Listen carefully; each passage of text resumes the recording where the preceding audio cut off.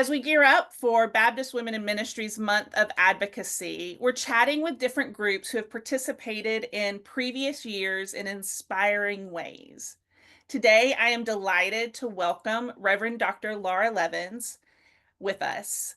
Laura is the Associate Professor of Christian Ministry at BSK and the school's liaison with us at BWIM. Laura, thank you so much for joining with me. I am eager to hear about the different ways that BSK participated in BWIM's Month of Advocacy. Could you start by just telling us what motivates you and or the seminary to participate in the Month of Advocacy? Yeah, so I love that BWIM, first of all, has made this into a month of advocacy. I love that that is the idea. It's not just an idea just to do it just one time out of the year, obviously, but it is sort of a talking about and expressing what me and other faculty, staff, administrators at the school are trying to do behind the scenes as a part of our job, advocating for our students, forming and shaping students and having them feed into our scholarship world is a part of what we do all the time. And so pairing up with BWIM for advocacy for women, it's just great. It's like, it feels like a synergy where our efforts get an extra kick and some more energy from y'all. And there's another platform and ways of creatively doing this work that we can do to further highlight and advocate for our students. So it really feels like we're a sharing of this endeavor together during the month of March. And I really enjoy that I a love lot. that. Hmm. Yeah, I love that. I love the idea of it being a synergy. And you're right. We do the month of advocacy because we want it to extend like tendrils into the rest of the year. Obviously, we don't just do advocacy one month of the year, but it is where we focus those efforts. So, as you all prepare for month of advocacy, what are some of the things that you do to prepare and get ready?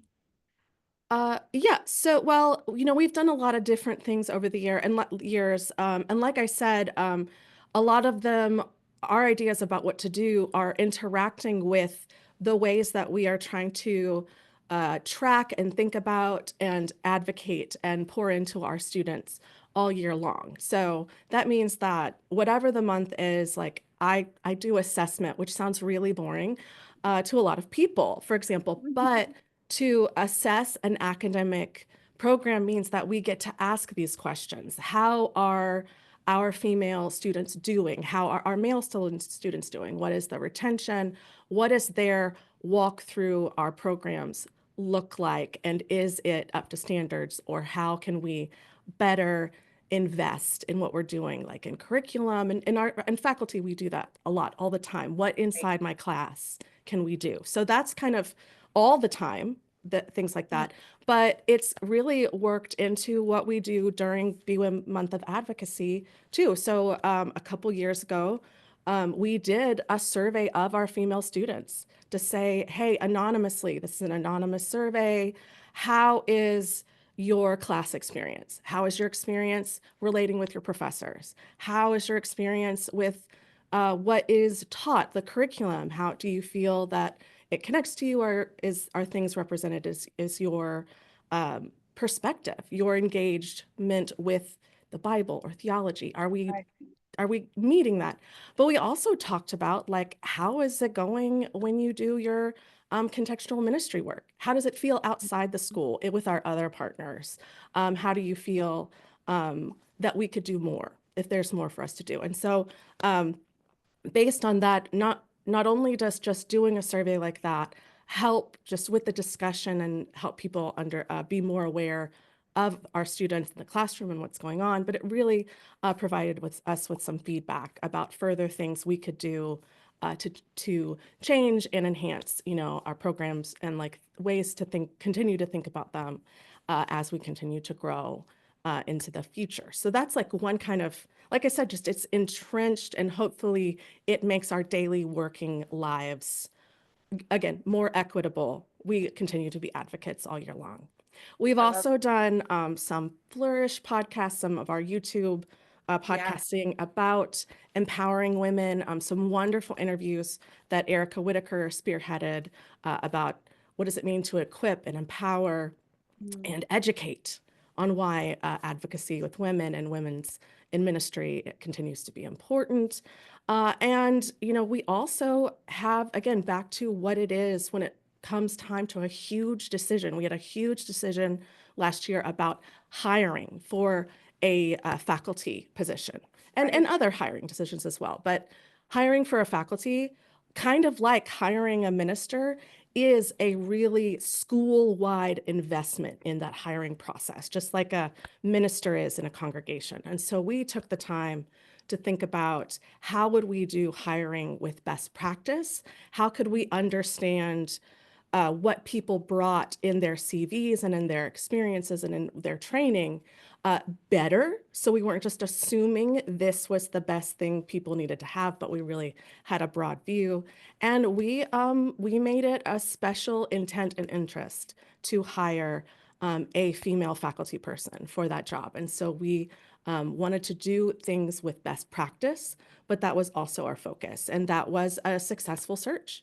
We now have a new uh, tenure track faculty person in pastoral care, Dr. J. Peabody Smith, with us. She's just started this year, and it's been great, because now I have more female faculty colleagues, and we are growing, sort of with who we are hiring as well. So I know that's kind of lands in the middle of advocacy, but some of these, like I said, are just all year long. And so having BWIM come in and say, hey, let's let's put it in the window, let everybody see, all those things really helps as well. Yeah. Mhm. So the assessment piece, Mhm. I worked at a seminary for a few years, and those of you who do assessment do holy work. It's so important, but Mhm. it is not in everybody's wheelhouse, to be sure. And so Mhm. that's such important work, and I learned that when I was working at the seminary. So, and I will give a shout out for Dr. Smith. She is fantastic. She's a good friend of mine. I Oh know her yeah. from other connections. So I was so delighted when she landed with you all at BSK. Mhm. So tell us just what were some of the challenges and obstacles you might have faced while you were preparing and doing the month of advocacy work and the other advocacy work that you do through the year? Oh, well, that's I, I'm like, where do I start? But also there's a part of me that's like, when you have it be a commitment, I know we have many commitments. It's, like that it feels okay to kind of be like, hey, for this month, this is going to be our focus. And Mhm. then like go back and say, this is one of many of our focuses. And, across, because again, like you said, with assessment, part of assessment is balance of looking and thinking and attention. And so, it's okay, once it's a part of the daily thing that we think about, Right, then a month of advocacy, there just are less obstacles to it because it's just like, oh, well, we're going to do this for now and then, right, later. I will say that some obstacles can be pre-planning for the month of advocacy, right? Like when March comes and it's already here and we haven't really had any forethought, there's a limited amount of things we can do, in that short time. Um, Sometimes that's just the way life is rolling. Like when you're doing an intense search for a new hire, like that really does need all of the energy, but it is important work and it's right there. But with some pre-planning, especially with those podcasts that Erica has done and some of our survey work and other things like that, you can add the planning to get it ready for the month of March or say we're going to start this in March and we've got a plan for how it's going to continue to roll out through like okay, April, May, June, July, August. So not really making it intense that something has to start and also finish in right. the month of March. It's just a time to highlight what we're doing longer Mhm. term. I think, that is some of the bigger things. And otherwise, I also understand like sometimes I don't know about y'all, but where we are, things are always popping up, and the urgent is Mm, so like right in front of your face, and it's like that feels like that's the thing we need to do right this second. And but the most important is not always the most urgent.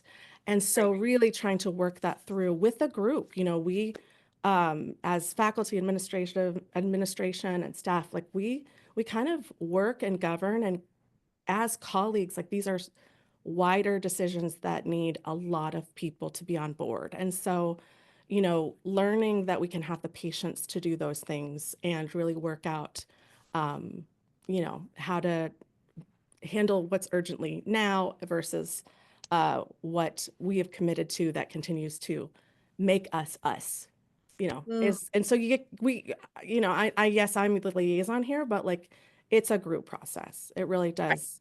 Absolutely. Group buy-in and group commitment is very important. Like we couldn't do what we did, Right. And without it. and you have to have that buy-in because it can become one of those things where everybody's job is nobody's job. And so Yes. organization Hmm. to say, okay, this is what you're doing and this is what you're doing. We do Yeah. encourage organizations and churches to create a small committee to do this, just because then there's somebody who's going to make sure that it happens. Um, so, Yeah.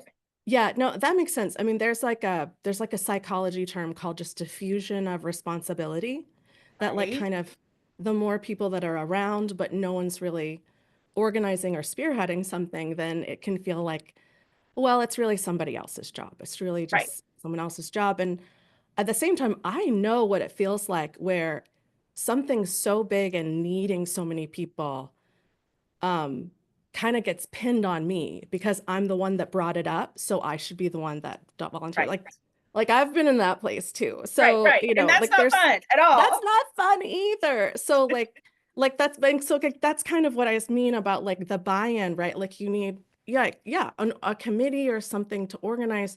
But some of that committee's work, maybe the majority of them, I don't know, or what we do here, it might be thinking about the buy-in of everyone else, Yes. not Yes. necessarily doing the advocacy work on behalf Mhm. of the church or on behalf of the school. So, that we're in. So it's Oh, it's I agree. I tough. agree Hmm. that the committee, their job is just to kind of make sure it happens. It doesn't mean they have to do everything, Yeah. but Hmm. they're checking in on the people and Hmm. making sure that the things that had been planned are moving forward. Hmm. Yeah. Hmm. So absolutely. So do you have oh, I did want to ask Yeah. the videos that you spoke about, where can Hmm. people find those if they're interested? Are they on the Um, BSA YouTube or I think so. I think if people go to bsk.edu or flourish.bsk.edu okay, and kind of look for those videos, I do know that the Equip and Empower Educate Women in Ministry, that's like a podcast, and I think we have that on our YouTube channel for it's. okay, But those are through a center we have called the Flourish Center for great, like congregational like health or ministry or something like that. It's and that's kind of our school's, outward public arm, like outside of the class. Here's right, the stuff right. that we're doing that is Yeah, available for everybody. So yeah, that's great. maybe yeah. So yeah. That's It'll be great. out. Hmm. So I would love to hear a little bit about impacts and highlights. So was there, do you have a sense of what kind of impacts your work might have done? And what were some of the highlights for you personally? What were some of your favorite pieces? Yeah, impacts and highlights. That's a really good question. And I actually think that is a question someone should ask me at least once a year, right? Because in doing it every single day, it just kind of, like Right, rolls through. And so right. having the Maybe I time to should have. think like, yeah, like my assessment has like, wait, I don't assess myself enough. Like, Yeah. um, so I would say part of part of actually engaging it and the impacts, both this and also what we do, on an like full-time basis, and also the way in which in my school, like, um, racial issues and racial justice issues, as well as women in ministry and women in equity, like it all is of a piece. We are trying to carry those loads all the time. And so I have learned, number one, that they are interconnected. We like siloing. It's Mhm. doesn't happen. Um, and but the other thing is to realize that actually the impact of like taking the time to really reckon with my own story and my own history and my own path, and also my just who I am, as well as what I want to do. I think all really actually matters, um, to me, to the health, I mean, of our work here, because there's a way in which you can just kind of get in a, I don't know about you, but I maybe it's me, like I can get in not just advocacy but just like achiever mode, advocacy mode, or Mm. whatever, where it's like all about what's ahead, what's in front of me, and realizing that as I've done the work, like actually there's a lot I need to attend to, and like the type of Mhm. church I grew up in, how even when it was supporting my call and defending my need to have my desire to be a woman in ministry, the fact that there was a battle and an argument about the sacredness of my speech, or my ability to be on a platform and all these things, the fact that there was such a large battle, like where I was, that continues to affect me now, and it continues to affect where that goes. And so, like, on all of these other advocacy issues. And so I think this hasn't necessarily been just important for the work I do for my students, but having a BWIM Advocacy Month and all this other stuff has been um, life-giving to me, to like prevent, burnout, or prevent, Yeah. ways in which I have not taken care of my needs Right. in the just pushing, again, the urgency of what others need in front of me. And so I think that's actually one thing, is the impact on me and my I ability to love continue to do this work.